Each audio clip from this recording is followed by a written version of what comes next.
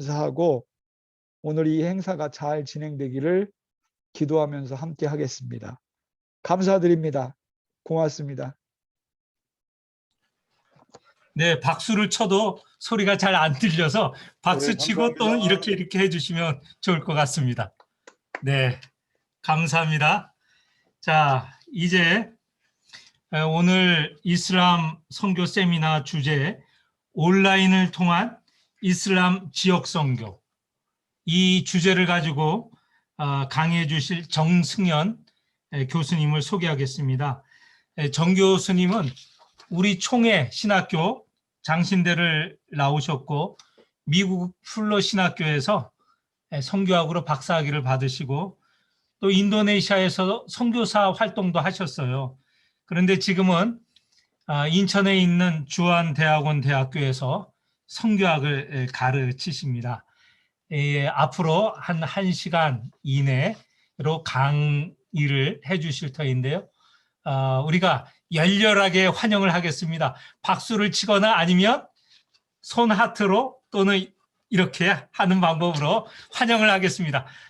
교수님 환영합니다.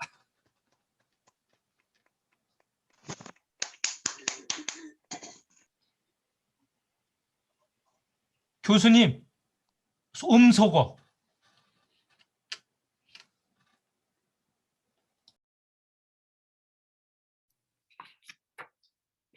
네, 감사합니다. 아이고, 부족한 사람을 이렇게 초청해 주시고 저희가 온라인으로 수업을 하고 강의를 했지만 제 개인적으로는 제일 많은 분들이 참여한 시간인 것 같습니다. 제가 오늘 조금이라도 보탬이 돼야 될 텐데 하나님께 의지하면서 그분께서 꼭 우리 목사님들에게 필요한 말씀 주실 거라고 생각이 됩니다. 우리 서경기 목사님께서 소개를 해주셨는데요. 한 가지 중요한 걸 빠뜨리셨습니다. 뭐냐면 저는 대학교를 충남대학교를 나왔습니다. 그래서 제가 원래 고향은 서울이지만 대학 생활을 4년 동안 유성에서 했어요. 그래서 제가 특별히 대전노회에서 그때 말씀을 해주셔서 제가 마음이 참 기뻤습니다. 제가 충남대학교를 다닐 때 우리 같은 구부들 정말 좋은 대전에 있는 많은 친구들하고 지냈던 좋은 기억들이 다시금 생각나서 제가 너무나도 기뻤습니다. 그리고 한 번 더 제가 소개를 해드리고 싶은데요. 오늘 윤용호 선교사님 거기 아마 보이실 거예요. 윤 선교사님 음소거 하시고 잠깐 인사하시죠. 네, 안녕하세요. 반갑습니다. 인도네시아 선교사 윤용호입니다. 오늘 함께하게 돼서 너무 기쁩니다. 감사합니다. 네, 제가 오늘 이슬람권에서 선교를 어떻게 해야 하는지 또 특별히 온라인으로 어떻게 선교를 해야 되는지에 관해서 이제 여러분들과 1시간 정도 같이 이야기를 할 텐데요. 제가 물론 인도네시아에서 저도 3년 동안 사역을 하고 지금 인천에 있는 주한대학원대학교가 2011년에 개교할 때 제가 들어왔습니다. 그래서 인도네시아의 경험이 있지만 물론 그것도 저의 경험도 중요하지만 아무래도 지금 이 코로나 상황에서 현장에서 사역하시는 선교사님을 모시고 같이 이야기를 나누면 훨씬 더 우리 대전노회 죄송합니다. 대전노회 목사님들에게 도움이 되실 것 같아서 제가 특별히 좀 바쁘신 분이지만 모셨습니다. 그래서 함께 오늘 이야기를 나눴으면 좋겠습니다. 일단 제가 성경 구절을 한 절 읽도록 하겠습니다. 그냥 목사님들께서는 그냥 들으시면 될 것 같은데요.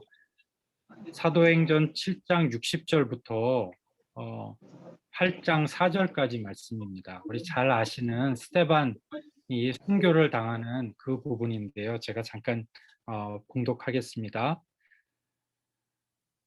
무릎을 꿇고 크게 불러 이르되 주여 이 죄를 그들에게 돌리지 마옵소서 이 말을 하고 자니라. 사울은 그가 죽임당함을 마땅히 여기더라. 그 날에 예루살렘에 있는 교회에 큰 박해가 있어 사도 외에는 다 유대와 사마리아 모든 땅으로 흩어지니라. 경건한 사람들이 스데반을 장사하고 위하여 크게 울더라. 사울이 교회를 잠멸할세 각 집에 들어가 남녀를 끌어다가 옥에 넘기니라. 그 흩어진 사람들이 두루 다니며 복음의 말씀을 전할세. 이렇게 말씀이 사도행전 7장 60절부터 8장 4절까지 봉독해 드렸는데요. 우리 목사님들 너무 잘 아시는 말씀인데 예수님께서 십자가에 못 박혀 돌아가시고 부활하셔서 승천하시기 전에 그 유명한 말씀을 하셨잖아요. 오직 성령이 너희에게 임하시면 너희가 권능을 받고 예루살렘과 온 유대와 사마리아 땅끝까지 이르러 내 증인이 되리라 말씀을 하셨는데 그 사마리아 지역으로 온 유대와 사마리아 땅끝까지 그 복음을 증거하게 된 계기가 아시다시피 이 스데반의 순교를 인해서 그 사람들이 큰 박해를 받으면서 막 땅끝까지 유다와 사마리아 모든 땅으로 흩어졌다는 그런 말씀을 저희들이 볼 수 있습니다. 정말로 예상치 못했던 방식으로 예수님께서 하셨던 말씀이 이렇게 증거되고 있는 그런 모습들을 보는데 제가 오늘 왜 이 말씀을 드리냐면 저희가 세계 선교를 한국교회가 정말 열심히 지금 하고 있지 않습니까? 그런데 저희들이 그 선교를 하는 데 있어서 어려운 점들이 많이 있었고 또 한편으로는 그 선교를 하는 데 있어서 특정한 방식을 계속 고수해 오던 게 있었어요. 그것이 꼭 잘못됐다는 건 아니지만 늘 어떤 지역에서 어떤 방식으로 이렇게 선교를 하던 법이 있었는데 이것이 코로나를 통해서 저희들이 생각지 못하던 방식으로 선교를 시작할 수 있게 되는 것을 보게 되었습니다. 이게 참 놀라운 일인 것 같아요. 그러니까 코로나로 인해서 이슬람 선교가 더 발전됐다. 이렇게까지 이야기하기에는 아직은 시기상조지만은 분명히 또 한편으로는 이 코로나 때문에 새로운 방식의 선교가 본격적으로 불을 지피게 됐다. 이렇게는 분명히 말씀드릴 수 있을 것 같아요.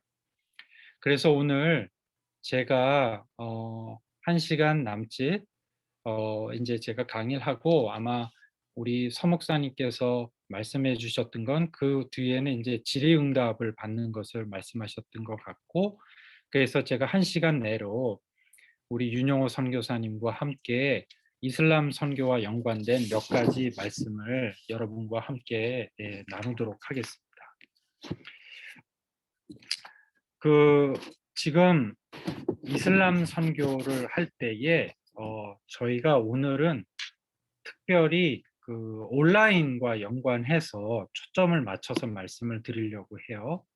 그런데 온라인에 초점을 맞추지만 그게 꼭 온라인만은 아니고 또 이슬람 선교라는 그 독특한 선교가 있거든요.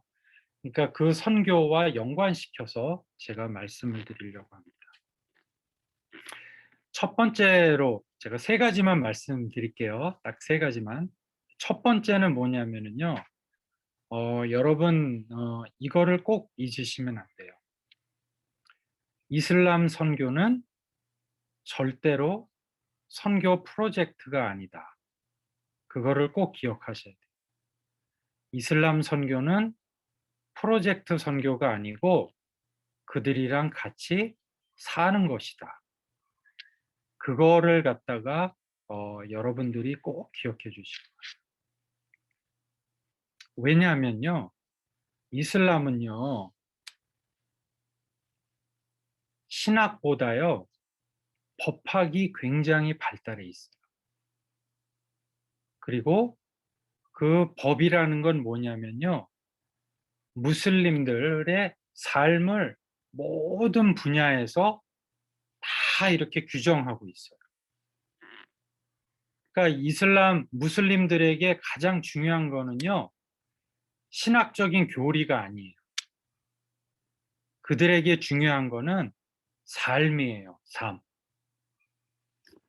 여러분들 아시다시피 무슬림들이 하루에 몇 번 기도를 하죠? 5번 기도하죠. 5번. 새벽에 하고, 아침에 하고, 점심에 하고, 저녁에 하고, 잠자기 전에 5번. 누가 그렇게 기도를 해요? 그 이슬람 사제들이 그렇게 기도를 하나요? 아니에요. 그냥 평신도들이 그렇게 기도해요. 평신도들이. 우리 윤용호 선교사님도 이제 말씀해 주시겠지만 저도 3년 동안 인도네시아에 살 때 옆집에도 무슬림, 앞집에도 무슬림, 뒷집에도 무슬림, 그리고 저희 집 안에도 일하는 분들이 오시면 무슬림이었어요. 근데 그분들은요, 항상 하루에 5번씩 기도했어요. 그리고 그 기도할 때 아무데나, 아무렇게나 기도하는 게 아니고 어떻게 기도를 했냐면 아시죠? 메카 방향을 향해서 어느 곳에 있든지 메카 방향을 향해서 기도를 해요. 5번. 그래서 이슬람 국가에 가면 모든 호텔에요. 위에 천장을 보시면 뭐가 있냐면 화살표가 있어요. 그게 뭐냐면은 메카 방향이에요. 아랍어로 끼블라라고 하는데 그 방향을 향해서 기도를 해요. 어떻게 기도를 해요? 그냥 해요? 아니에요. 가서 반드시 손을 깨끗하게 씻어요. 귀도 씻고 코도 씻어요. 구멍은 다 닦아요. 그리고 발도 닦아요. 그리고 그 끼블라 방향으로 메카 방향으로 하루에 5번씩 기도해요. 또 무슬림들은요. 아무 음식이나 막 먹지 않아요. 잘 아시다시피 무슬림들은 돼지고기를 먹지 않아요. 그 이외에도 생선도 아무거나 먹지 않아요. 소고기도 먹지만 함부로 아무렇게나 잡은, 예를 들어서 저희 한국 사람들이 정육점에서 잡는 소고기는 먹지 않아요. 그들은 소를 잡는 법이 있고 닭을 잡는 법이 있어요. 먹는 법도 다 정해져 있어요. 제가요, 인도네시아에서 했던 사역이 뭐였냐면은 한 신학교에서 교수 사역을 했어요. 근데 저는 장로의 신학대학교를 졸업했고 미국의 플로 신학교에서 박사학위를 받았어요. 그랬기 때문에 늘 기독교 환경에서 자랐어요. 그래서 이슬람 국가에 갔을 때 너무나 당황했어요. 왜냐하면 인도네시아는 사우디아라비아처럼 강성 이슬람 국가가 아님에도 불구하고 이슬람 인구가 전체 인구의 대략적으로 90%에 가까워요. 사람이 10명이 모이면 9명이 무슬림이에요. 1명이 엄청 많네. 한 명이 기독교인이거나 아니면 카톨릭이거나 불교이거나 힌두교. 얼마나 많은 무슬림들이 많은지 몰라요. 근데요, 제 수업 시간에 하루는 이슬람 학자를 불러왔어요. 그래서 수업 시간에 그분하고 대화를 했어요. 근데요, 무슬림들은 이렇게 생각을 하더라고요. 우리는 무슬림들한테 가서 예수 그리스도를 증거해서 그 사람들이 구원을 받아야 된다고 생각하잖아요. 그렇죠? 그것 때문에 우리가 거기 가서 우리 윤영호 선교사님처럼 일평생을 가족 모두와 함께 가서 선교하는 거잖아요. 그렇죠? 근데요, 무슬림들은 어떤 생각을 갖고 있는지 아세요? 자기들은 왜 기독교로 개종해야 되는지 이유를 모르겠다는 거예요. 왜냐하면 자기들이 기독교보다 더 고등 종교라고 생각해요. 자신들은 더 열심히 기도해요. 하루에 5번씩. 우리 교회 평신도 중에 그렇게 열심히 기도하는 분들 몇 분이나 되세요? 무슬림들은 다 해요. 그냥 열심히 있는 중직자들만 하는 게 아니에요. 다 해요, 다. 그리고 모든 사람이 음식을 가려서 먹어요. 아예 무슬림 국가에는요, 음주운전이라는 게 없어요. 술을 안 마시기 때문에. 우리나라를 한번 생각해 보세요. 얼마나 음주 문화가 문제가 심해요? 무슬림 국가에서는요, 음주 문화라는 게 없어요. 그 사람들의 성생활이요? 제가요, 이렇게 이해를 들어드릴게요. 제가 미국에서 공부를 할 때요, 저희 아이들하고 텔레비전을 보잖아요.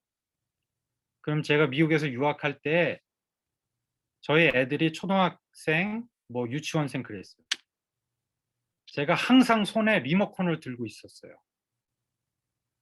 심지어 디즈니 채널을 보다가도 중간에 광고가 나올 때요, 채널을 돌린 적이 한두 번이 아니에요. 광고에 성적인 표현이 너무 많아요. 미국 광고를 보면. 그게 그냥 쫙 퍼져 있어요. 정말 불쾌할 정도로 많이 나와요. 여성은 완전히 상품화되어 있어요. 인도네시아에 가서요, 텔레비전을 볼 때요, 제가 리모컨이 필요 없어요. 이슬람들이 알아서 방송국에서 다 커트해줘요. 여자 몸을 상품화하는 경우가 없어요, 아예. 전혀 문제가 없어요. 텔레비전을 보는데 24시간 동안 봐도 문제가 없어요. 그러니까 무슬림들은 기독교인들한테 저한테 질문을 해요. 이슬람 그 교수가 왜 내가 기독교가 돼야 되냐는 거예요. 우리 이슬람은 이렇게 완벽한 규칙을 갖고 있고 당신 보지 않느냐, 나가서 보지 않느냐, 우리 모든 사람들이 이렇게 열심히 우리의 신 알라를 믿는데 우리가 왜 기독교로 가야 되냐는 거죠. 너희들이 음식에 대한 규정이 있느냐, 그 규정을 지키기를 하느냐, 너희들이 기도에 대한 규정이 있느냐, 예수 그리스도께서 말씀하신 그 주기도문이 있지만 그 기준대로 하루에 몇 번이나 기도하느냐, 너희들이 우리가 일부 다체절하고 욕하지만 너희들은 얼마나 많은 간통과 부적절한 성행위를 하느냐. 그 사람들이 저한테 물어봐요, 오히려. 근데 이슬람 지역에 가서 선교를 할 때 프로젝트로 선교를 한다? 건물을 지어준다? 물건을 사서 준다? 그거는 이슬람 선교를 할 수 없는 방식. 기독교인들이 무슬림 지역 가가지고 선교를 하려면 첫 번째는요, 뭐라고요? 삶으로 선교하는 거지. 삶으로. 그거를 여러분 절대 잊으시면 안 돼요. 혹시나도 뭘 모아서 프로젝트로 하시려고 그러면 다시 재고하셔야 됩니다. 그래서 무슬림 선교는 굉장히 오랜 시간이 걸리고 그 한 사람의 회신자를 얻기에 매우 힘든 것이에요. 우리의 삶이 예수 그리스도를 주님으로 따른다면 선교사뿐만 아니라 일반인들의 삶이 무슬림 한 사람보다 더 성숙한 삶을 살아야 돼요. 그것이 첫 번째로 선행이 돼야 되는 것이에요. 그랬을 때 이 줌이요, 어떤 도움을 줄 수 있느냐 하면 여러분들의 후원하는 선교사님하고 줌을 통해서 연결을 할 수가 있어요. 즉 여러분이 선교를 더 이상 프로젝트로 안 하고 삶으로 할 수 있도록 도움을 주는 거예요. 우리 목사님들이 이슬람 선교를 그동안 어떻게 하셨는지 전 잘 모르겠어요. 어떤 분은 이슬람권에서 사역하는 선교사님에게 후원금을 보내셨을 거고 기도를 하셨을 거예요. 어떤 분은 이슬람 현장에 가서 개척교회를 할 때, 교회 헌당을 할 때 참석하신 분도 있으실 거예요. 또 어떤 분들은 한국에 이미 많이 와 있는 외국인 노동자들의 무슬림에 대해서 선교를 하신 분들도 있을 거예요. 그런데 중요한 거는요, 특별히 해외 선교를 할 때 이제는요, 단순히 그들에게 헌금을 보내고 또 기도를 하는 것뿐만 아니라 중요하고, 거기다가 그곳에서 살고 있는 현지 선교사와 삶을 나눌 수가 있어요. 그게 바로 줌을 통해서 가능한 것이에요. 여러분 한번 생각해 보세요. 여러분 후원하고 있는 선교사님들과 이 코로나가 생기기 전에 선교 편지 이외에 정기적으로 만남을 가지신 적이 있어요? 아마 거의 없으실 거예요. 저도 그랬어요. 저도 인도네시아에 있는 동안 3년 동안 제 후원교회 목사님을 만난 적이 없어요. 저도 한국 들어간 적이 없고 그분도 인도네시아에 오신 적이 없어요. 우리는 3년 동안 편지밖에 못했어요. 내가 어떤 삶을 살고 있는지 우리 후원교회 목사님은 모르세요. 근데 지금 코로나를 통해서 여러분 모든 분들이 이제는 줌에 익숙해지셨잖아요. 그렇죠?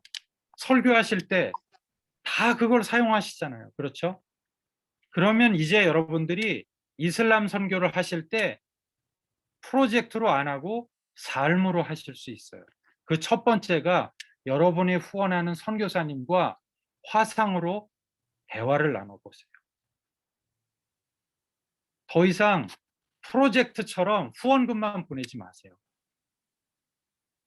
만나서 이야기를 해보세요. 정말 어떤 부분에서 어떤 어려움이 있는지. 또 두 번째로 그 다음 단계는 뭐냐면 그 선교사님과 함께 여러분들이 그 사역하고 있는 그 선교지의 현지인 지도자도 만나보세요. 이게 상상할 수도 없었던 일이에요. 예전에는요, 현지인 지도자들을 어떻게 만납니까, 우리가? 정말 특별한 기회에 비행기 타고 오거나 우리가 가거나 그러면 잠깐 30분 만나서 식사하거나 그게 다였죠. 그리고 선교 후원금 보내면 더 이상의 관계가 발전되기가 어려웠어요.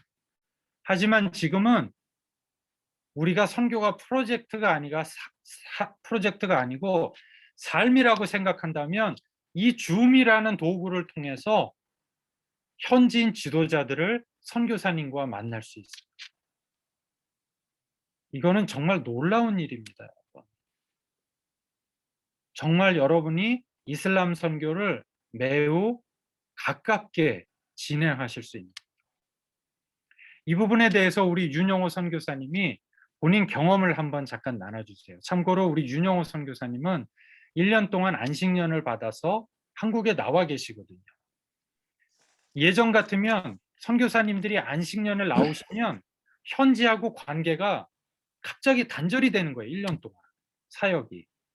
그렇지만 이 줌이라는 도구를 통해서 이제는 사역이 안식년을 심지로 나와도 예전처럼 극단적인 단절이 일어나지 않고 많은 일들을 진행할 수 있는 시대가 됐어요. 우리 윤성 교사님 한번 경험을 나눠주시죠. 예, 안녕하세요. 예, 소개받은 윤영호입니다. 교수님 말씀하셨듯이 제가 작년 7월에 코로나 상황으로 잠시 들어왔다가 인도네시아 코로나 상황이 이제 지속되면서 올 6월까지 이제 안식년을 보내고 있습니다. 사실은 작년에 원래 이제 안식년을 가져야 하는 상황임에도 불구하고 이미 6, 7년이 지나서 안식년을 가졌어야 하는데 사역 때문에 제가 안식년을 결정하지 못하고 나왔습니다. 그래서 3개월 정도 최장 생각하고 나왔는데 이제 인도네시아 코로나 상황이 어려워지면서 비자가 저희 둘째 아이가 비자가 막히고 하면서 제가 이곳에서 좀 미뤄두었던 이제 박사 논문을 쓰게 되었습니다. 그리고 이제 안식년을 1년 갖기로 결정했습니다. 이제 그 상황에서 이제 사실은 몇 가지 가능할 수 있었던 상황들이 있는데요. 이제 첫 번째는 인도네시아 사역을 함께 동역하는 현지 동역자분들이 있었습니다. 조금 말씀드리면 제가 하는 사역은 신학교에서 가르치고 또 신학교를 운영하고 또 고등학교와 초등학교 이제 유치원도 있는데 이 사역을 함께 돕는 현지 화교 동역자 분들이 몇 분 계셨습니다. 이분들이 제가 하던 역할을 조금 현지에서 할 수 있도록 말씀드리고, 그러나 이분들은 이제 평신도였고 또 각자 하던 일들이 있으시니까 1년을 비운다 제가 말씀드릴 수 없었어요. 그리고 그래서 한 3개월 정도로 말씀드리고 왔는데 이제 이 시간이 길어졌습니다. 길어지면서 제가 들어갈 수 없었고 또 그 기간에 장기적인 사역을 위해서 저는 이제 박사 논문을 이제 마무리하려고 안식년으로 이게 지금 보내고 있습니다. 이제 그 상황에서 이제 안식년이었지만 제가 정기적으로 인도네시아 사역을 이분들과 할 수 있었던 것이 이제 줌을 통해서였습니다. 그래서 일주일에 한 번, 2주일에 한 번 정도 줌 회의를 3사람이서 5사람이서 또 오지에 제가 이제 저희 졸업생들이 한 10여 명 나가 있는 오지 사역자들과도 한 10여 명 이상 줌을 통해서 이제 회의도 하고 평가회도 하고 기도회도 하고 상담도 하는 시간이 있었습니다. 사실 작년 7월에 나와서 9월 달에 저희 신학교 창립 기념일이었는데 제가 한국에서 줌으로 직접 참여했습니다. 인도네시아 저희 채플 강당에 모여있는 학생들에게 줌으로 인사말을 전하기도 했고요. 또 작년 12월에는 저희 신학교 9번째 졸업식이 있었습니다. 제가 졸업식에 한국 목사님이 설교하시도록 하고 제가 옆에서 통역하면서 졸업식에 줌을 통해서 참여했습니다. 근데 한국 그 교회 너무 카메라가 너무 자주 이렇게 꺼지는 바람에 오히려 인도네시아보다 이제 좀 인터넷 줌이 중간중간 끊겨지긴 했지만 줌을 통해서 한국에서 공부를 했지만 중요한 일에 있어서는 현지와 함께 호흡하고 이렇게 동참을 했습니다.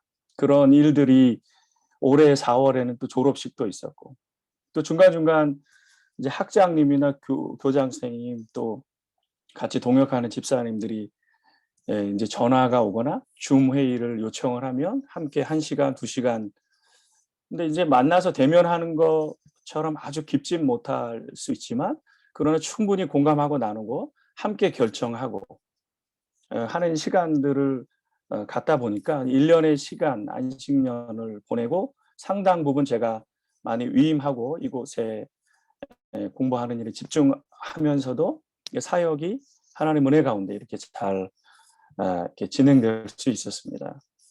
뭐 그런 시간들 교수님도 너무 잘 아시고 그래서 제가 오늘 줌을 통해서 많은 유익들을 안식년을 보내면서 경험했고 특별히 제가 있는 지역에는 다른 한국 선교사님들이 없으세요. 100만 명, 700만 명의 큰 주가 인구가 있는 주임에도 불구하고 같이 동역하는 우리 통합 측 선교사님도 안 계시고 전무하시고 불과 3-4분의 한국 선교사들이 밖에 없어서 또 다른 교단이시고 그런 상황이어서 제가 다른 분에게 위임할 수 없는데 현지 동역자들에게 위임하고 또 줌을 통해서 제가 함께 결정하는 시간들이 제가 안식년을 충분히 저도 이곳에서 보내고 또 현지 사역이 잘 단절되지 않고 이렇게 진행될 수 있었습니다. 그리고 이제 줌으로 좀 시간을 보내니까 조금 이제 현지 동역자들에게 아쉬움을 좀 줄 수 있었던 것 같아요. 그 아쉬움이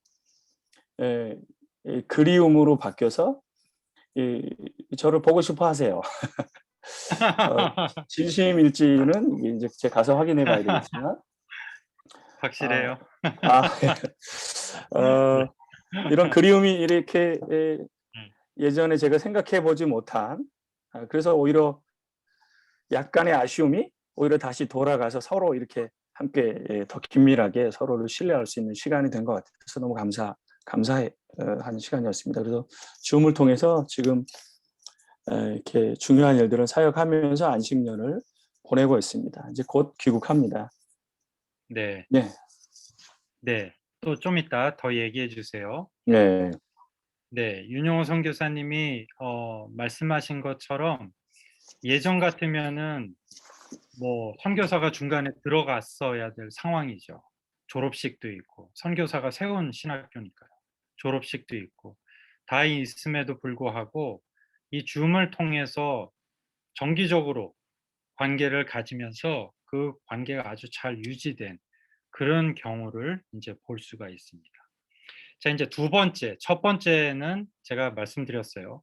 이슬람 선교는 프로젝트가 아니고 삶이다. 두 번째는 뭐냐면 이슬람 선교의 궁극적인 목적은요, 절대로 동정이나 연민이 되어서는 안 됩니다. 그에 대한 선교의 그 목표는 오직, 모티브는 오직 예수 그리스도의 복음을 증거하는 거, 그거 하나가 돼야 돼요. 이게 어떻게 보면은요, 너무 당연한 이야기죠. 그런데 이 동정하고 연민이 되면 안 된다는 이유가 특별히 이슬람 선교에는 있어요. 그게 왜 그러냐면은 이슬람이 모든 무슬림들이 따라야 되는 5가지 기둥이 있거든요. Five pillars라고 하는 모든 그 무슬림들이 따라야 되는 것이 있는데 그중에 세 번째 게 뭐냐면은요. 자카드라는 말이에요. 아랍어로 자카드. 그게 뭐냐면 자선이라는 말이에요. 자선. 자선이 뭐냐면 이슬람은요. 법으로 여유가 있는 사람들이 가난한 사람들에게 10%를 주도록 그렇게 법으로 해놨어요. 이게 교회 11조 차원을 넘어서는 거예요. 요새 목사님들, 교인분들이 전부 11조를 내십니까? 또 예전에 내시던 분들도 갈수록 아마 더 11조가 갈수록 내는 것이 어려워지고 있는 시기라고 저는 들었어요. 우리 목사님들은 또 아니실 수도 있겠지만. 근데요, 이슬람은요, 법에서 자카트라는 법이 자선인데요. 그게 10%를 주게 돼 있어요. 그러니까 그게 당연한 것이에요. 근데 자 보세요. 선교사들이 이슬람 지역에 가요. 그러면 아무래도 현지인 보통 사람들보다는 잘 살 수밖에 없어요. 선교사 자신은 힘들어도 무슬림 현지인들 눈으로 보면 선교사가 잘 살 수밖에 없어요. 그거는 경제적인 격차일 수도 있고 삶의 라이프 스타일이 달라요. 가령 예를 들면 이런 거예요. 저희 집 앞에 쓰레기통이 하나 있었어요. 인도네시아에 살 때. 근데요, 저희는요, 옷이 낡아가지고 더 이상 입을 수가 없어서 그 쓰레기통에다 옷을 버렸어요. 집 앞에 쓰레기통에다. 근데 며칠이 지나면요, 너무 당황스러운 일이 뭐냐면요, 며칠 지나면 동네에 있는 분들이 그 옷을 입고 다녀요. 정말 그게 저한테 너무 부담이 되는 거예요.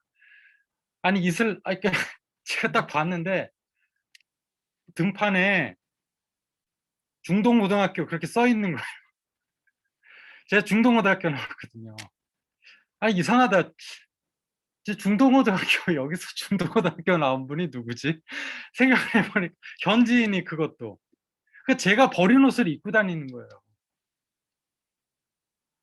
그리고 그 사람들은 아무리 저희가 검소하게 살아도 여하튼 저희는 집에 차가 있잖아요. 인도네시아 보통 사람들은 집에 차가 없고 주요 교통수단이 오토바이예요, 오토바이. 오토바이 한 대에요, 여러분, 4인 가족이 넉넉히 탑니다. 아버지가 앞에 앉고요, 엄마가 앉아요. 그 다음에 그 집안의 분위기에 따라서 애들 둘이 가운데 타기도 하고 아니면 한 애가 아빠 앞에 타기도 해요. 그게 그 집의 자동차예요. 이건 정말 거짓말 아니고 인도네시아 오시면 흔히 볼 수 있어요. 심지어는 5명도 타요. 그래서 인도네시아에 가면은요, 너무 마음 아픈 일인데요. 다리를 저는 분들이 많아요, 길거리에. 왜 그러냐 하면은 오토바이에서 떨어져 가지고 뼈가 으스러진 거예요. 그래서 할 수 없이 다리를 절단한 분들이 그렇게 많아요. 굉장히 슬픈 일이죠. 그런 사람들이 봤을 때는 선교사들이 아무리 중고차를 타도 그게 부자로 보이는 거예요. 아무리 저렴한 차를 타도 저희가. 그런 상황에서 저희가 그들에게 우리가 뭘 갖고 있으니까 한국 교회에서 와서 재물로, 물질로 그들에게 무엇을 준다? 그건 정말로 적절치 못한 선교 방법이에요. 혹시 여러분 대전 지역에서 노동자들, 외국인 노동자들이 무슬림들이 있는데 사역을 할 때 그들에게 동남아시아에 온 사람들이 춥기 때문에 그들에게 잠바 같은 걸 주신 적이 있어요? 물건을 주신 적이 있어요? 다 좋아요. 그렇지만 그걸로 선교는 안 됩니다. 왜냐하면 그들은요, 그게 당연한 거예요. 고기도 주고 과일도 주고 다 물질을 줘요, 부자들이. 그거는 당연한 것이에요. 그렇기 때문에 연민으로, 동정으로 이슬람 선교는 하면 안 돼요. 오직 그들에게 할 게 있다면은 우리는 예수 그리스도의 복음을 증거해야 되는 것이에요. 그리고 여기서 아주 중요한 것이 있는데 그것이 무엇이냐면 예수 그리스도의 복음을 증거할 때요. 그거는요. 절대로 일방적이 되면 안 돼요. 이게 제가 무슬림들한 그 인도네시아에서 배운 것이에요. 예전에 서구의 제국주의 선교에서는요. 선교가 늘 어떻게 했었죠? 백인, 남자, 교육받고 부자인 기독교인들이 가서 병원 져주고 학교 져주고 교회 져주고 교육시켜주고 물질 전해주고 선교라는 건요. 한 방향에서만 계속 이루어졌어요. 한 방향에서. 유럽에서 아프리카로, 미국에서 아시아로 한 방향에서 북반구에서 남반구로 그게 선교였어요. 근데요. 제가 깨달은 건 뭐냐면요. 선교는요. 양방향에서 이루어지는 거더라고요. 제가 한 가지만 말씀드릴게요. 여러분, 선교의 목표가 무엇이라고 생각하세요? 제가 그리스도의 복음을 증거하는 거라고 그랬죠. 근데 많은 경우 선교의 목표가 뭐냐면은요. 회심시키고 개종시키는 거예요. 그리고 세례 주는 거예요. 저도 그렇게 생각했어요. 그리고 지금도 그게 중요하다고 생각해요. 근데 제가 목사님들에게 질문을 드릴게요. 이런 경우 여러분 어떻게 하시겠어요? 제가 인도네시아에 살 때요. 제 처가 현지 학교의 선생님이었어요. 미술 선생님이었어요. 그래서 그 학교에서 마지막에 저희 집이 그 학교에서 사택을 줬어요. 거기 들어가서 살았어요. 저희 가족이.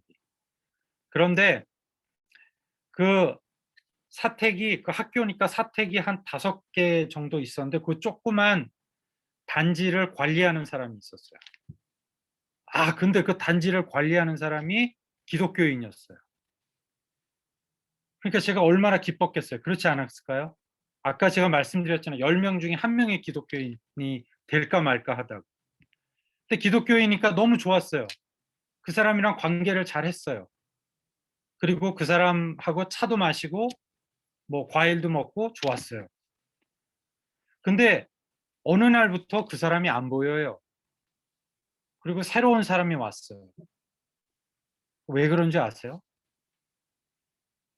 그 사람이, 저희는 큰 신경을 안 썼는데 그 단지에 있는 집 한 10채도 안 돼요. 그 집에 전기세를 모두 받아가지고 이 사람이 전기회사에다 송금을 했어요. 근데 이 사람이 그 전기회사의 각 집마다 전기비를 받을 때 거짓말로 더 많이 받은 거예요. 왜? 다 부자로 보이니까. 그래서 그 사람이 그 부정직한 행위 때문에 기독교인이 잘렸어요. 한마디로 파이어 됐어요. 그리고 나서 그 뒷일을 누가 한 줄 아세요? 뒷감당을 누가 한 줄 아세요? 무슬림이 했어요. 기독교인이 거짓말하고 사기치고 잘렸는데 그 뒷감당을 누가 했냐면 무슬림이 했어요. 제가 도대체 어떻게 해야 될지 모르겠더라고요. 우리가 가서 선교하는 건 그 반대, 무슬림이 거짓말하고 정직하지 않고 사기치는데 기독교인이 예수 그리스도를 믿고 기독교인이 되면 회심하고 개종하면 그런 일이 없게 하기 위해서 우리가 선교하는 거 아닌가요? 근데 그런 일들을 가서 보면 마음이 무너지는 거예요. 내가 지금 여기 와서 뭘 하고 있는 건가? 회심시키고 개종시켜서 세례 주고 선교 편지 써서 후원교회 기쁘게 해주면 되는 거 아닌가? 그런 정말 단순 무식한 선교 지식을 갖고 있다가 제 자신이 너무 낯뜨거워지는 거예요. 어떻게 해야 되는 것인가, 이슬람 선교를. 선교의 궁극적인 목적은 무엇이 되어야 되는가에 대해서 다시금 생각해 보게 된 거예요. 근데 제가 그걸 누구한테 배웠다고요? 놀랍게도 무슬림 현지인한테 배운 거예요. 회심이라는 것은 도대체 무엇인가? 이슬람 선교의 궁극적인 목적은 무엇이 되어야 되는가 하는 것을 그 유명한 플러신 학교의 세계적인 선교학자한테 배운 게 아니고요. 이슬람 현장에 그 알 수도 없는 무슬림한테 그 사실을 배운 거예요. 다시금 제가 말씀드리지만요. 우리가 이슬람 지역에 가서 선교할 때는요. 절대 두 가지가 되면 안 돼요. 첫 번째, 동정이나 연민으로 뭘 주는 선물 공세하는 선교는 하면 안 돼요. 그리고 그것과 덧붙여서 선교는 반드시 양방향에서 일어나야 돼요. 그 말은 뭐냐면 저 사람이 무슬림이건 기독교인이건 힌두교인이건 불교인이건 나는 PhD가 있고 나는 안수받은 목사고 그 어려운 장로의 신학대학을 뚫고 목사가 됐고 그런 것들을 다 내려놓고 일단 저 사람을 존중해 주는 것부터 시작해야 돼요. 그럴 때 선교에 어떤 물꼬가 트일 수 있어요. 만약 내가 여전히 일방적인 선교를 생각한다면 내가 저 사람을 회심시킬 목적으로만 다가간다면 우리의 이슬람 선교는 한계에 금방 부딪히게 될 거예요. 이제 그런 부분들이 우리가 많이 경험을 해보게 되는 부분입니다. 이 부분도 우리 윤선 교사님이 많은 경험을 갖고 계실 텐데 그런 부분에 있어서도 윤선 교사님께서 경험을 좀 나눠주시겠어요? 예를 들면은 그 선물로만 선교를 하면 안 된다든지 아니면 양방향 선교가 이루어져야 된다든지 하는 부분에서. 제가 이제 인도네시아에서의 이슬람 선교는 사실은 90%의 무슬림 사회 속에서 한 7, 8% 되는 기독교인들과 함께하는 선교입니다. 그래서 공식적으로 기독교 단체의 비자를 받고 인도네시아 교회와 협력하고 인도네시아 그리스도인들이 교수님이 말씀하신 인도네시아 지역 곳곳에서 아까 말씀 나눠주신 그런 부정적인 모습을 극복하는 긍정적인 본이 되는 삶이 무슬림들보다 더 예수님처럼 보여지는 그런 인도네시아 그리스도인 교회와 함께 동역해서 이제 사역을 하는데 사실은 때로 어려움은 그런 부분입니다. 이제 오히려 멀리 무슬림들에게 상처받고 어려움을 경험하기보다는 가까이 동역하는 그런 함께 동역하는 목사님, 가르쳤던 제자들, 그리스도인에 대한 신뢰가 깨질 때 더 인도네시아에서 장기적으로 선교 사역하는 것에 대한 좀 상처가 되기도 하고 어려움을 겪기도 합니다. 사실 인도네시아에서 저희 가정에서 이제 대부분 많은 외국인들, 현지인 분들이 이제 현지인 가정부들이 함께 일을 하고 돕는 경우들이 있습니다. 저희 집에도 초창기 한 5년 정도 이렇게 돕는 분들이 몇 분 계셨습니다. 주기적으로 한 1년 정도 저희 집에 도우려고 왔던 한 자매가 있었는데 이제 무슬림 자매였습니다. 오자마자 하얀 그 전신 이슬람 질밥을 쓰고 옷을 입고 하루 5번 그 방에서 기도를 하는 거예요. 그 센 자매가 왔다. 저희 모두가 약간 긴장을 하면서 이렇게 교제하고 만났습니다. 근데 사실은 인도네시아의 일반적인 분위기는 이제 기독교인이든 그렇지 않든 조금 위에 있는 분들이 이를 고용하거나 그런 분들에게 이렇게 좀 강한 약간 주종관계적인 모습이 있습니다. 그래서 인도네시아 표현 중에 주인님이란 표현을 주님이란 표현이랑 언어가 이렇게 비슷하게 같이 사용하기도 합니다.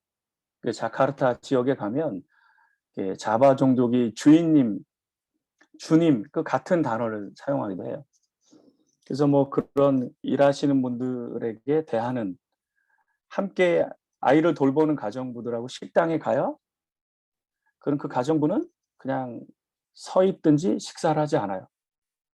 그냥 그 가족들만 식사하는 겁니다. 참 이렇게 그런 모습들을 많이 봤는데 이제 저희는 여러 명의 이제 처음에 한 1년 정도 있었던 젊은 자매였는데 식사할 때 같이 식사하고 밖에 나갈 때 같이 나가기도 하고 저희가 교회 갈 때 집에 있고 나중에는 교회 갈 때도 한 번씩 따라오고 이제 20살 되는 자매였는데요. 교회 청년부 예배 이렇게 모이는 것에 이렇게 또 이렇게 즐거워하고 따라오기도 하고 결국은 학습 성경 공부하는 모임에도 참여하기도 했는데 그런 일들이 사실은 일반적이지는 않았습니다. 그들을 하나의 독립된 존중해주고 함께 일꾼이니까 나와 다르게 대하지 않고 하는 모습이 결국은 그 자매가 함께 한 4개월 정도 예배도 꾸준히 저희 집에서 저희가 가정 예배 드릴 때 나중에는 함께 참여하기도 하고 했던 시간이 있었습니다.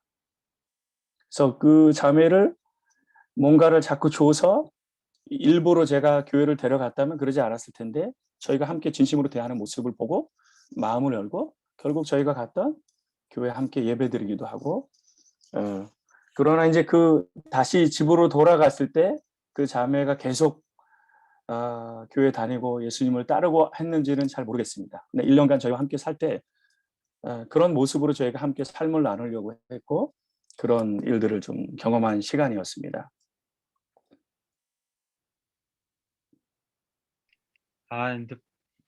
선교사님 너무 감사드려요. 그러니까 보시다시피 선교사님은 가까이 있는 그 사람들과 삶을 나누는 것부터 시작한 것들 아마 여러분들 보실 수 있을 거예요. 이와 같이 정말로 어떤 그냥 일방적인 혹은 동정이나 연민으로 혹은 프로젝트로 하는 것이 아니라 그들과 같이 살면서 서로 삶을 나누는 그런 방식의 선교가 필요하다는 말씀을 드리고 싶고, 마지막으로 세 번째 말씀드릴게요. 세 번째로 중요한 건 뭐냐면요. 이슬람 현장은 모두 다르다 하는 점을 꼭 기억하십시오. 많은 분들이요, 이슬람 하면, 무슬림 하면 어떤 생각을 드냐면 전쟁 일으키고 아주 극단주의적이고, 그 다음에 아주 호전적이고 비슷한 이야기죠.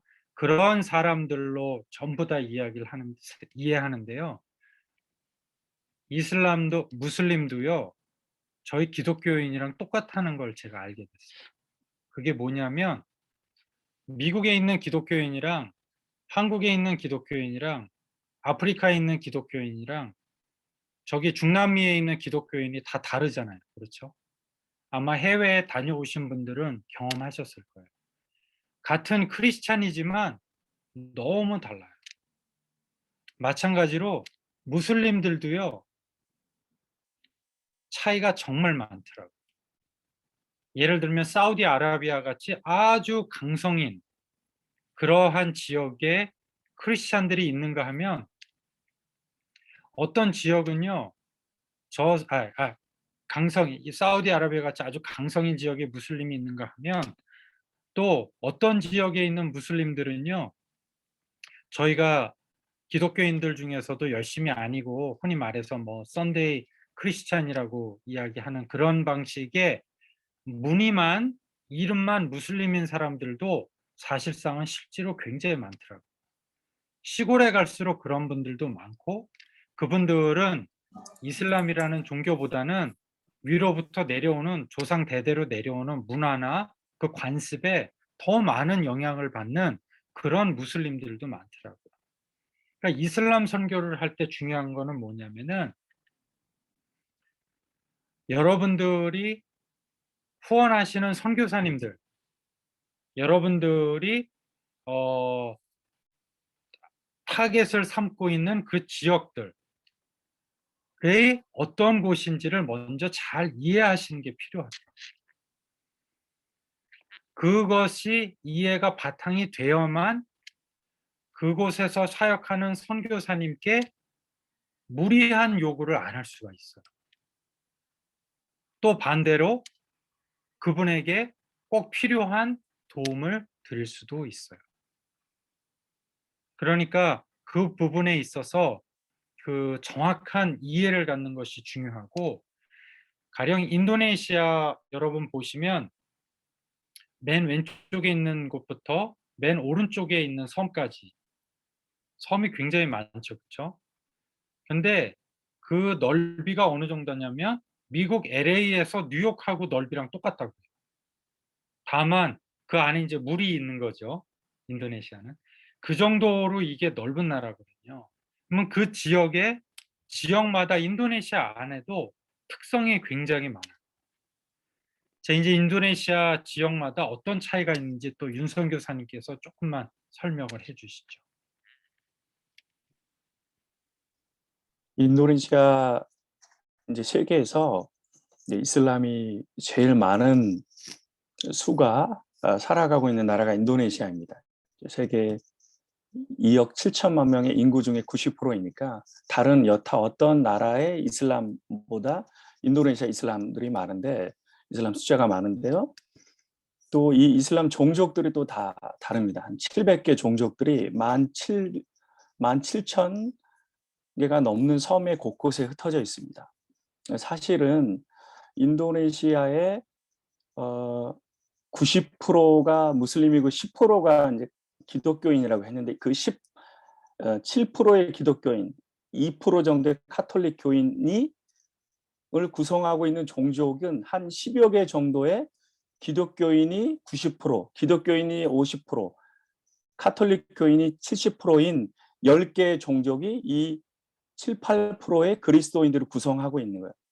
그 이야기는 인도네시아의 700개의 절대 다수의 종족들의 99%, 98%는 무슬림이다.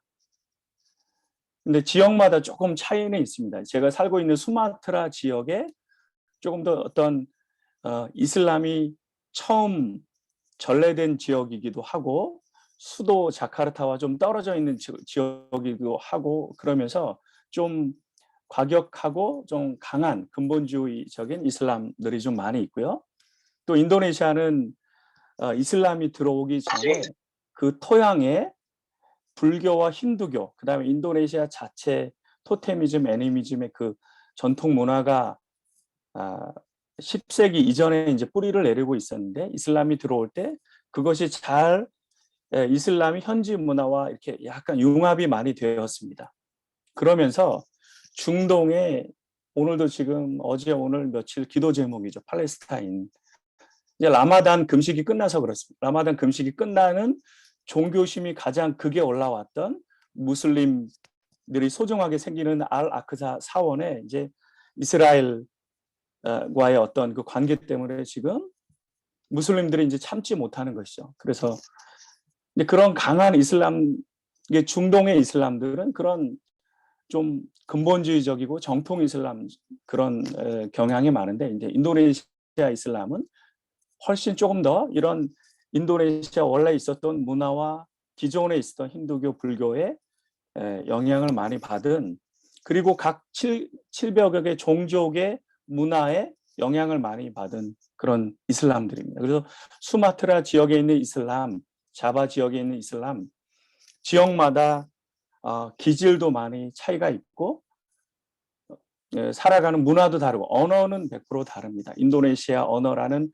단일 언어가 있지만 제2 외국어로 그 종족어를 각 지역에 있는 무슬림들이 사용하고 있어서 그런 다양성을 가지고 있는 나라이고 그 다양한 사람들에게 맞게 그래서 제가 수마트라 중부에 있는 지방 도시에 살고 있는데 자카르타에 한번 가면요 너무 많은 어떤 문화적인 갭 또 도시 문화와 좀 지방 도시의 갭도 느껴지지만 수마트라에 사는 무슬림들 안에서 약간 그 강한 그런 모습 속에 살다가 자카르타에 가면 얼마나 온순하고 온화하고 부드러운 그런 무슬림들을 만나면서 이게 너무 같은 한 인도네시아에서 너무 차이가 있구나 그런 것들을 느낍니다.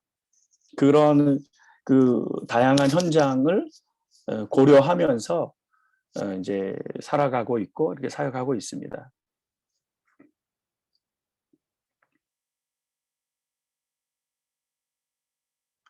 교수님 소리가 아직 켜지지 않았습니다. 네. 이제 마무리를 하도록 하겠습니다. 1시간이 워낙 빨리 가가지고 제가 이제 이 시점에서 여러분들에게 강조하고 싶은 건 뭐냐면 이슬람 선교를 우리가 할 때에 가장 중요한 것 중에 하나는 그건 사실은 이슬람 선교뿐만 아니라 다른 선교하고도 연관되는데 그게 뭐냐면 현지인 동역자가 매우 중요하다는 사실이에요. 저희가 무슬림을 직접적으로 가가지고 사역을 하는 것이요 정말 어렵습니다. 그렇지만 중간에 인도네시아 말 우리 윤영호 선교사님이 인도네시아 말 굉장히 잘하시거든요. 그럼에도 불구하고 윤영호 선교사님이 현지인만큼은 못하시겠죠. 그렇죠? 아무래도. 근데 하여튼 굉장히 인도네시아 말 잘하세요. 그런데 인도네시아 현지인들을 통해서 우리가 사역을 갖다가 훨씬 더 확장해서 다양한 사역을 갖다가 그들과 같이 할 수가 있어요. 왜냐하면 그들은 거기서 태어나서 자란 사람들이기 때문이죠. 그러니까 저는 다시 말씀드리면 3가지 말씀드렸죠. 오늘 첫 번째 이슬람 선교는 프로젝트가 아니다. 삶이다. 두 번째는 인도네시아 선교는 이슬람 선교는 동정이나 연민이 하는 일방적인 선교가 아니고 양방향 선교가 돼야 된다. 세 번째는 모든 이슬람 현장은 동일하지 않다. 모두 다르다 이야기를 할 때에 하나의 공통적인 키워드는 뭐냐면 현지 동역자와의 삶이 매우 중요하다. 이렇게 말씀드릴 수 있어요. 그리고 다시 제일 처음으로 돌아가면 현지 동역자가 예전에는 편지 보내고 편지 받고 후원금 보내고 기도하는 그런 관계였다면 이제는 거기서 한 발자국 더 나아가서 우리가 줌을 통해서 대면하고 사역을 같이 공유하고 나누고 기도할 수 있는 단계로 나아가게 됐다는 거죠. 근데 이게 여러분 이렇게 생각하실 수 있죠. 저도 그런 생각을 해요. 뭐냐면 근데 그 현지는 인터넷이 안 좋으니까 혹시 어렵지 않을까 이런 생각을 하시게 되잖아요. 그렇죠? 두 가지 이야기를 드리고 마칠게요. 첫 번째는 자 보세요. 인도네시아 경우에 코로나가 굉장히 심각해요. 지금도 심각하고. 거기는 우리나라보다 백신 상황이 더 어려워요. 아예 파이자나 모더나 같은 건 생각도 못하고 중국 시노팜을 받고 있어요. 그것도 일부만 이제 맞고 있죠. 그러니까 전 인도네시아의 대부분의 학교가 전부 갑자기 집에서 온라인 수업을 하게 된 거예요. 그러니까 인도네시아가 핸드폰이요, 5G 이런 거를 사용할 수가 없어요. 시골에 가면. 그 기술이 떨어지기 때문에. 근데 시골까지도 모든 학교가 온라인 수업을 해야 되니까 갑자기 인도네시아 정부에서 이 인터넷 송신탑을 막 세우기 시작한 거예요. 여기저기. 왜냐하면 수업을 해야 되니까 시골에서. 그러면서 너무 아이러니하게 놀라운 하나님의 은혜죠. 저희 윤영호 선교사님 같은 분들이 갑자기 예전에는 연결이 안 되던 시골의 목회자들과도 이제는 어떻게 해요? 인터넷이 연결되기 시작하는 거예요. 이게 줌을 통해서 화상 통화가 되기 시작한 갑자기 코로나 때문에. 이게 놀라운 일이죠. 그리고 두 번째로 이제 한 가지만 그냥 보여드리려고 하는데 이 여러분들 우리 목사님 제가 서 목사님 제가 그 화면 공유할 수 있나요?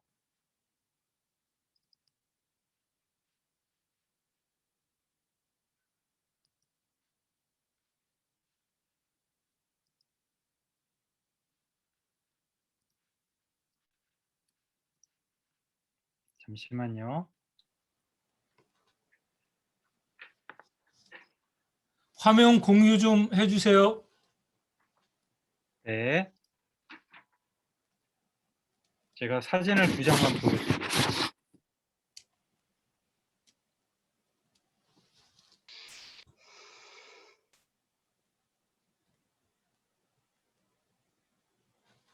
이 사진이 뭐냐면은요.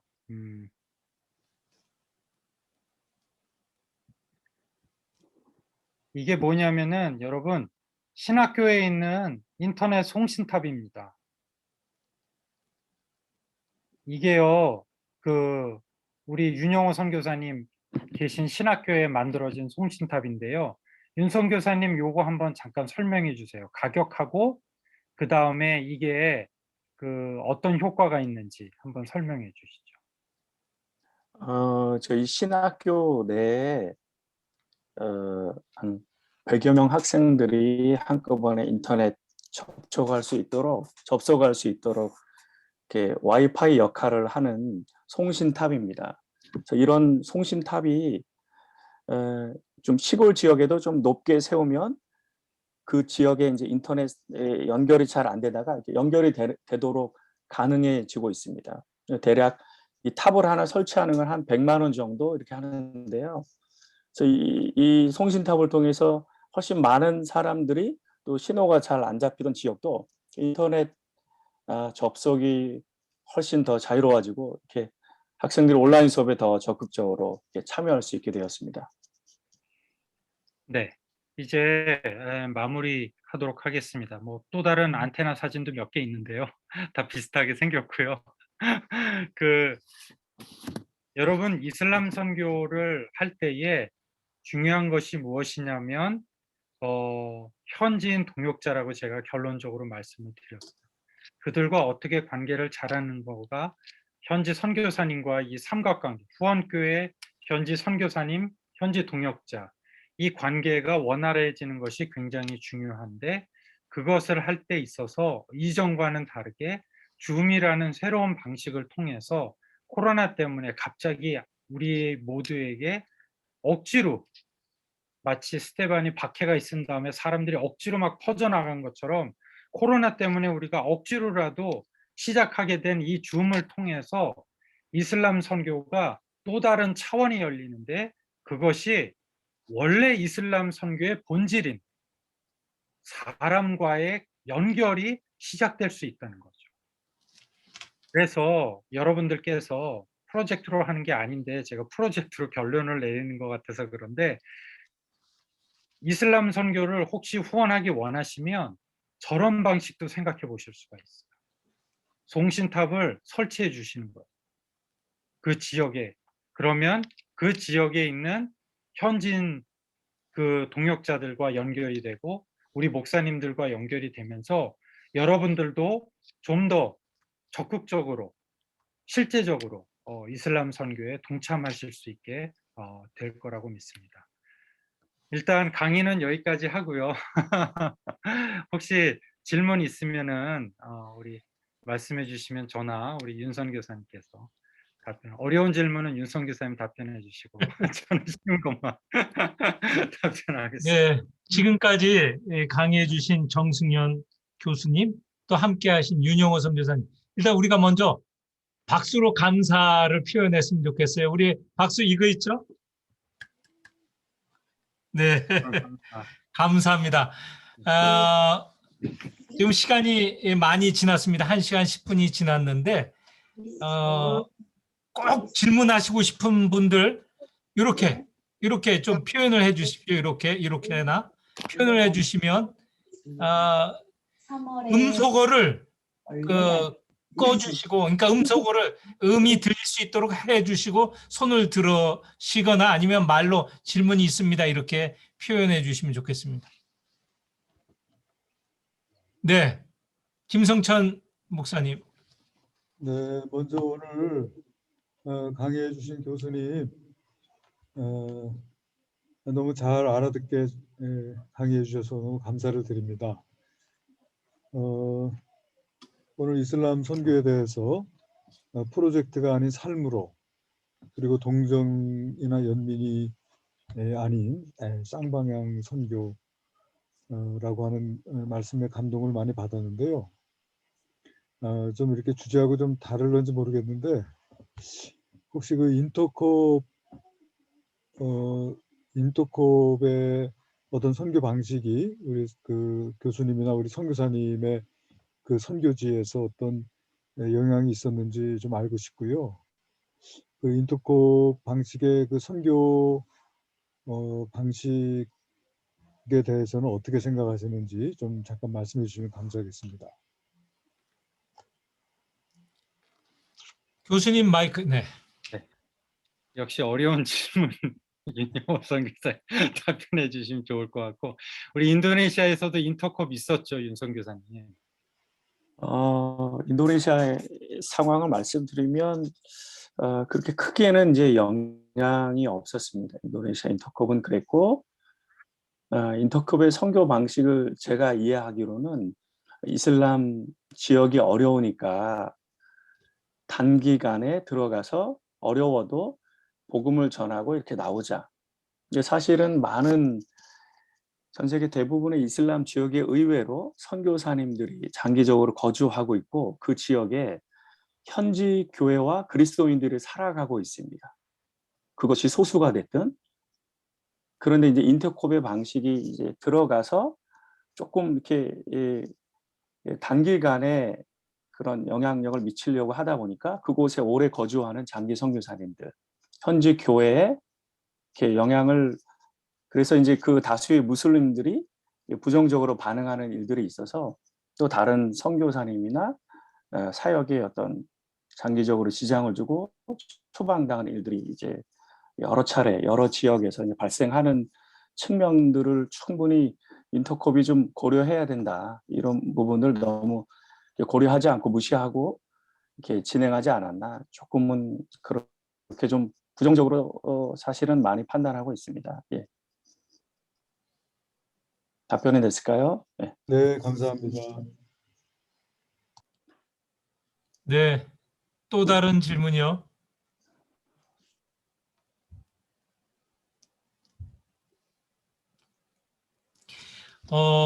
이 1시간 이상 강의가 돼야 되는 내용에 대한 질문일 수 있는데요.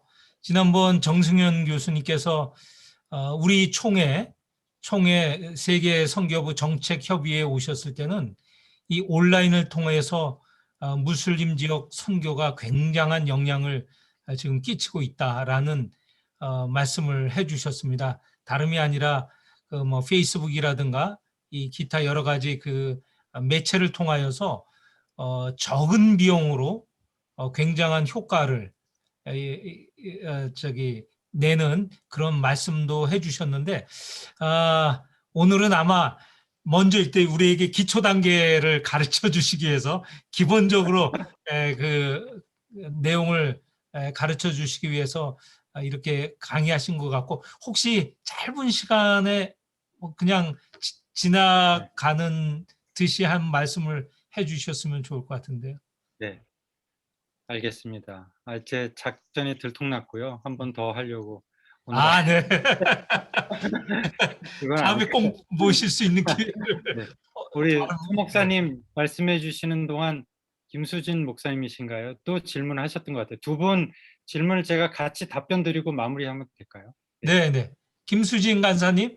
간사님. 네. 네, 네. 안녕하세요. 저는 지금 영광교회에서 사역하고 있는 김수진 간사하고요. CCC에서 지금 사역을 또 하고 있습니다. 네, 그래서 저는 사실 교단 차원에서의 선교를 많이 들어본 적이 없고, 제 선교단체에서 하고 있는 사역들을 더 많이 알고 있다 보니까 이제 오늘 하시는 이야기들에서 굉장히 많은 부분이 공감이 되고, 이제 저희 선교사들은 좀 이슬람 지역에 저도 가보기도 했고, 이제 그러면서 그렇게 사역을 하고 있다고 저는 이제 생각이 들었는데, 그러면 이제 교단 차원에서 하시는 선교들에서 이제 오늘 강의하신 부분들이 어떻게 혹시 적용이 되어서 현재 계신 이제 선교사님들이 사역을 하실 수 있는지가 사실 좀 궁금해졌어요. 이제 어떤 말이냐면, 아까 이제 목사님께서 윤용호 선교사님께서 이제 기독교인들을 데리고 사역을 하신다고 하셨는데, 그러면 이제 사역의 대상이 현지인 무슬림들이기보다 이제 기독교를 가지고 있는 사람들을 대상으로 하시는 건지, 사실 이런 부분들이 조금 궁금했는데 이해가 되셨을까요, 제 질문이? 네. 네. 제가 답변 드리고 우리 윤성 교수님 답변 드리면 될 것 같아요. 이제 지난번 제가 총회 때 했던 거는 지금 현재 중동 이슬람 지역에서 그 지역은 원체 세잖아요, 방식이. 예를 들면 인도네시아는 지금 우리 목사님들한테 비자를 주세요. 입국할 수 있고 신학교 비자를 줘요. 그게 그렇게 무슬림이 많음에도 불구하고 종교 다원주의 국가이기 때문에 그런 것들이 이제 가능하거든요. 근데 그렇지 않은 국가들이 원체 많잖아요, 중동에는. 그런 지역에서는 13년 동안 사역했는데도 회심자가 한 명도 없고 그런 경우도 많아요. 근데 그런 분들이 지금 페이스북을 통해 가지고 광고란에 예수 영화를 올리고, 그 예수 영화를 올린 거를 갖고 온라인을 통해 가지고 성경 공부를 조직하고, 그래서 그 성경 공부 조직을 통해서 하는데, 이게 페이스북이라는 플랫폼 안에서 보안이 유지가 되는 거예요. 그러니까 페이스북 안에 들어와 있는 사람들이 누군지 색출해서 벌을 줄 수 없도록 페이스북이 이 아이디 이런 걸 통해 가지고 막아버린 거예요. 그래 가지고 선교사님들이 그 방식을 통해 가지고 그중에 많은 회심자들을 얻는, 그래서 처음에는 온라인으로 시작했다 결국 오프라인으로 해 가지고 세례까지 주는 그런 사역이 보고됐었거든요. 이제 그런 이야기가 나오는 거예요. 근데 이제 제가 다시 말씀드리는 거, 맨 마지막에 세 번째 말씀을 드리는 게 이제 그 부분이었는데, 이슬람 선교 현장에 따라 선교 방법이 달라져야 돼요. 그러니까 중동 지역이면 중동 지역이고 인도네시아면 인도네시아고 아니 인도네시아에서 우리 윤용호 선교사님처럼 교수 비자를 받고 사역을 할 수 있는데 그곳에서 굳이 방에서 바깥에 안 나가고 페이스북만 하는 것도 이상하잖아요. 그렇지 않나요? 그렇지만은 중동 지역에서 나가서 전도 한번 할 수 없는 곳에 가가지고 막 공개적으로 줄 서가지고 한국말로 찬양하고 한국말로 막 전도하다가 귀국하고 그런 방식도 맞지 않는 거죠. 그러니까 그곳에 맞는 방식의 선교를 진행하면 되는 건데 오늘은 이제 제가 아까 말씀드린 대로 약간 이슬람 선교의 제너럴한 부분을 먼저 말씀드려야 될 것 같아서 그 부분을 좀 주로 말씀을 드렸습니다, 목사님. 네. 우리 윤성 교사님, 네. 시간이 많이 가서 제가 짧게 말씀드리겠습니다. 아까 지금 잠깐 설명드렸듯이 인도네시아 기독교인들이 오랜 신앙의 역사를 가지고 있고 대부분의 이슬람 지역에 교회가 있습니다. 그리고 기독교인들 주변에 다수의 무수한 이슬람교 무슬림 친구들이 있습니다.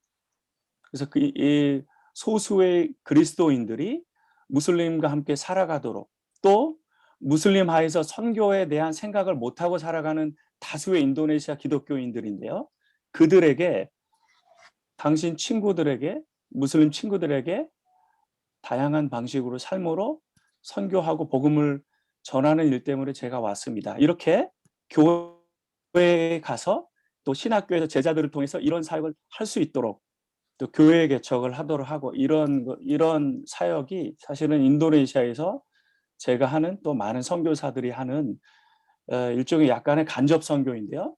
그것이 비자에 맞는 합법적인 사역이고 그렇지 않고 인도네시아 이슬람 사역을 할 때는 완전히 비공개로 해야 되는 전혀 다른 형태의 이제 사역에 대해서 그렇게 사역을 하고 있습니다. 그런 상황에서 인도네시아 그리스도인들이 무슬림들에게 이제 전하고 복음을 전하는 그래서 제가 지금은 이제 간접적으로 그리스도인들과 또 신학교에서 가르치는 사역을 주로 하고 있습니다. 네. 시간이 많이 돼서 더 많은 질문 또 알고 싶은 것도 있는데 각 개개 교회별로 한번 교수님을 초빙을 하든지 해서 더 심화 교육을 받으셨으면 좋을 것 같습니다. 이 시간 우리 정 교수님 그리고 또 윤 선교사님 감사의 박수를 한번 좀.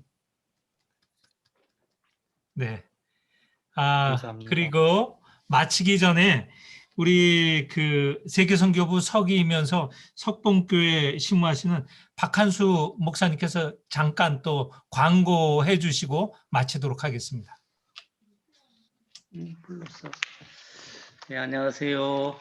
오늘 주제 강의해 주신 정승현 교수님 감사드립니다. 그리고 또 선교의 모델과 예를 통해서 이해를 도와주셨던 윤용호 선교사님 감사드립니다. 고맙습니다. 인사와 격려로 함께 해주셨던 대전노회 박상용 목사님께도 감사드리고 노회 산하의 목사님들 또 장로님 또 교우 여러분 지금까지 한 80여 분 참여해 주셨는데 이렇게 끝까지 함께 해주셔서 고마움을 표합니다. 감사드립니다. 계속해서 광고를 하나 더 드리면 다문화 선교 세미나가 6월 30일 날 수요일 날 영광교회에서 연이어 준비되어 있고 또 남북한 선교 세미나가 9월 1일 날 대전제일교회에서 준비되고 있습니다. 계속해서 선교에 관심을 가져주시고 기도해 주시기를 바랍니다. 감사합니다. 고맙습니다. 이제 모두 다 마쳤는데요. 그냥 끝내기 아쉽습니다.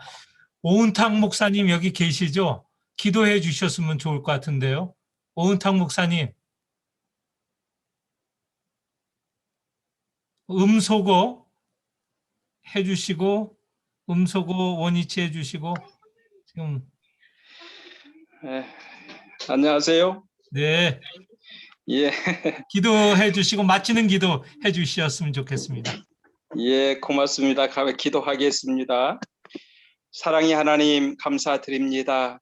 하나님께서 우리에게 귀한 사명을 주셨고 또 그 사명들을 감당해 나갈 수 있도록 인도하시니 감사합니다. 아멘. 이렇게 선교에 대한 새로운 생각을 하게 하시고 또 비전을 갖게 하시니 감사합니다. 수고한 모든 손길 위에 하나님께서 축복하여 주시옵소서. 주님의 은혜 가운데 모든 역사를 이룰 수 있도록 도와 주시옵소서. 주님의 감사를 드리오며 예수님 이름으로 기도드립니다. 아멘. 네, 그동안 감사하고 감사합니다. 수고하셨습니다. 이제 각자 다 나가시면 되겠습니다. 자, 예, 감사합니다. 감사합니다. 네, 감사합니다. 나가십시오. 네, 감사합니다. 네.